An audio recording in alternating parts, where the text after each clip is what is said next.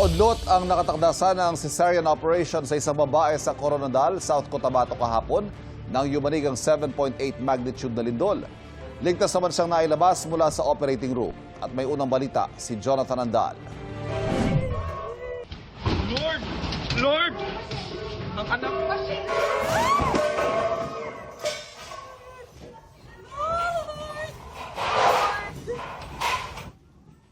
Cesarean section ng nanay na si Casey sa Dr. Arturo P. Pingoy Medical Center sa Coronadal City. Nasa operating room na siya at ilang minuto na lang para simulan ang operasyon nang biglang lumindol. Butit kasama ni Casey ang mister na si Alan na agad nagtungo sa loob ng ospital. Sila mismo ang nagdesisyong ngayon na magsilang si Casey bago sumampa si Alan sa barko. Wala na. Dito ako. Wala na to. Dumiretso na ako sa OR kahit bawal.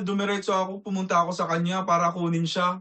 Noong lumindol, halo-halo nang naiisip na pangamba ni Casey. Sabi ko kung guguho ito parang ayun na mababagsakan na kami ng 3rd floor. Tapos yung mga tangke sa gilid ko, sa front ko, lahat yun na pang natutumba na silang lahat. Mga almost 20 minutes na lang magsa-start na yun na ooperahan ako. So buti hindi nangyari yun na during operation. Pero laking pasasalamat nila na hindi sila pinabayaan ng kanilang doktor at mga healthcare worker na reschedule sa June 10 ang cesarean section ni Casey.